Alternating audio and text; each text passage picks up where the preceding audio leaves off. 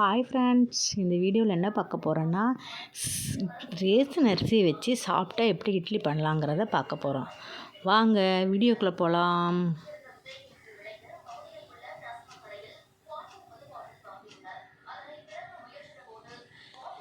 செம்ம சாஃப்டான இட்லி ரெடி ஆகிரும். இந்த அளவில் அரிசி அடுங்க.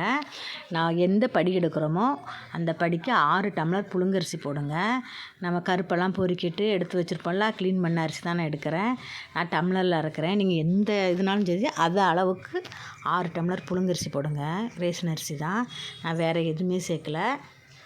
தலை தட்டி நான் போட்டிருக்கேன், நீங்கள் தலை தட்டியே போடலாம். 6 டம்ளர் எடுத்துக்கிறேன்.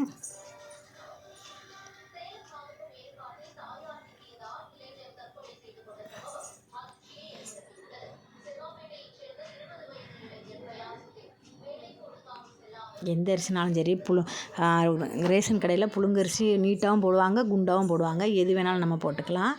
அப்புறம் பச்சரிசி ஒரு 2 டம்ளர் எடுத்துப்போம். பச்சரிசி நான் க்ளீன் பண்ணி எடுத்து வச்சுருக்கிறேன். அது ஒரு 2 டம்ளர் அளந்து போட்டுருவோம்.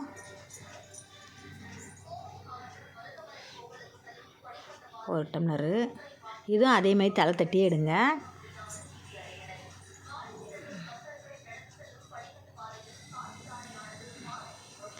மொத்தம் 8 டம்ளர் ஆச்சு. 6 டம்ளர் புழுங்கரிசி எடுத்தேன், 2 டம்ளர் பச்சரிசி எடுத்துருக்கிறேன்னா, அடுத்து இதில் 1 டம்ளரு உளுந்து எடுத்துப்போம். உளுந்தும் நம்ம தலை தட்டி எடுத்துப்போம். அது தனியாக ஊற வச்சுருவோம். அரிசி ஒரு 4 மணி நேரம் ஊற வச்சிடலாம். உளுந்து ஒரு 2 மணி நேரம் ஊற வச்சா போதும். அரிசி ஒரு 4 மணி நேரம் நல்லா கழுவிப்போம். முதல்ல நல்லா வெள்ளையாக வர்றதுக்காக நம்ம நல்லா கழுவலாம். நல்லா கையை வச்சு நல்லா பிசைஞ்சு கழுவினாலே நல்லா அந்த பிசு பிசுப்பெல்லாம் வந்துடும். நல்லா தேய்ச்சி கழுவினாலே பிசு பிசுப்பு வந்துடும். நம்ம தண்ணியை ஊற்றிட்டு தூசி ஏதாச்சும் இருந்ததுன்னா ஒரு 2 நிமிஷம் விட்டுட்டு அப்படியே மிதந்து வரும் பாருங்கள் தூசி. நம்ம என்ன தான் க்ளீன் பண்ணாலும் தூசி இருக்கும். அதை கீழே ஊற்றிட்டு நல்லா தேய்ச்சி கழுவுங்க. தேய்ச்சி கழுவுனா அந்த பிசு பிசு போய் நல்லா வெள்ளை கலரில் வரும். ஒரு பிசு பிசுப்பு தன்மை இருக்கும். அது போகிறக்காக தான் நல்லா தேய்ச்சி கழுவணும். பாருங்கள், லைட்டாக தூசி மிதக்குது பார்த்திங்களா, அதை கீழே ஊற்றிடலாம். ஊற்றிட்டு நம்ம நல்லா தேய்ச்சி கழுவிடுவோம். தூசியெல்லாம் மேலே மிதந்து வந்துடும். நம்ம நல்லா கழுவிக்கலாம். நல்லா தேய்ச்சி கழுவிடுவோம்.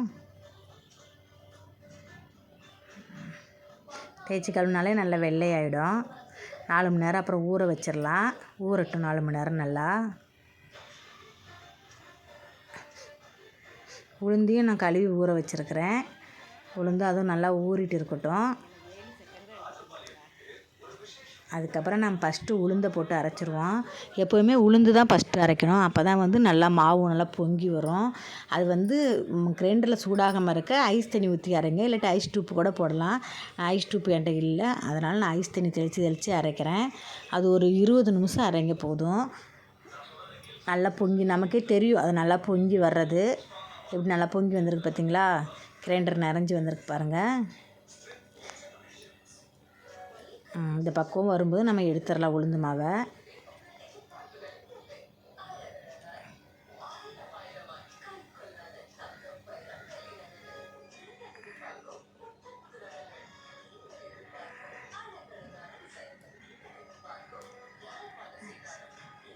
நல்லா லைட்டாக தண்ணி தெளித்து அரைச்சாலே போதும்.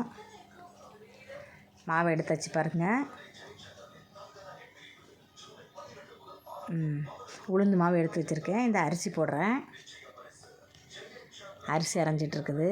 அரிசி ரொம்ப நைஸாக அரைன அவசியம் இல்லை. நம்ம இட்லிக்கு அரைக்கிறதுனால கொஞ்சம் ரொம்ப குறன்னு வேண்டாம், கொஞ்சமாக குறன்னு அரைங்க. ரவை பதத்துக்கு அரைங்க, அது போதும். அப்போ தான் இட்லி நல்லா வரும்.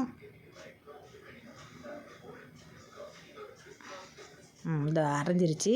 இனி எடுத்துடலாம். எடுத்து நம்ம கலக்கி வச்சிடலாம் மாவை.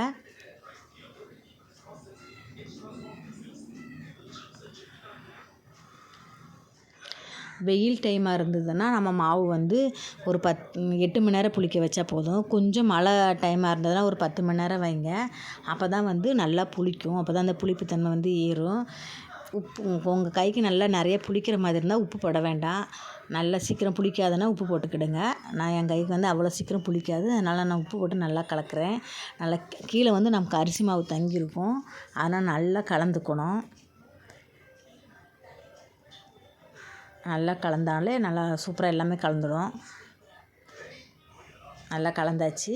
இனி வந்து நம்ம 8 மணி நேரம் கழித்து பார்க்கலாம், எப்படி பொங்கி வந்திருக்குன்னு பார்ப்போம்.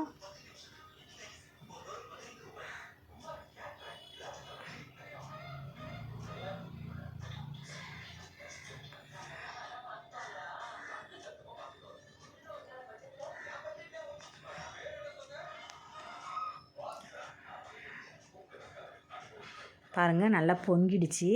நான் கலக்கி வச்சுட்டேன். பொங்கின மாவு இருக்குது பாருங்கள். இனி இட்லி ஊற்றிடலாம். இட்லி ஊற்றுறதுக்கு முதல்ல இட்லி சட்டியில் தண்ணி நல்லா கொதித்த பிறகு ஊற்றி வைக்கணும். அப்போ தான் இட்லி நல்லா வரும். கொதிச்சிருச்சு பாருங்கள் தண்ணி. இனி இட்லி மாவு ஊற்றிடலாம். அப்படியே லைட்டாக மேலால் கலக்கிட்டு எடுத்து ஊற்றிட்டிங்கன்னா சூப்பராக வரும் இட்லி.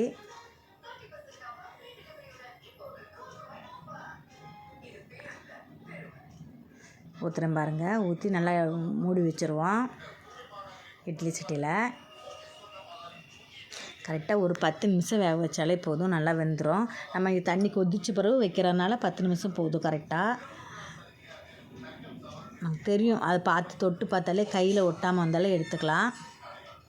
இட்லி வெந்துருச்சு பாருங்கள். நல்லா சாஃப்டாக இருக்குது பாருங்கள். பார்க்குறதுக்கு நல்லா வெள்ளையாகவும் இருக்குது, பிச்சை நல்லா சாஃப்டாகவும் இருக்கும் பாருங்கள். இதுதான் வந்து சூப்பரான இட்லி. ரேஷன் அரிசின்னே சொல்ல முடியாது, அவ்வளோ அழகா சூப்பராக இருக்கும் இந்த இட்லி. செம சாஃப்டான இட்லி ரெடி ஆயிடுச்சு. வீடியோ பிடிச்சிருந்தா லைக் பண்ணுங்கள், கமெண்ட் பண்ணுங்கள், ஷேர் பண்ணுங்கள்.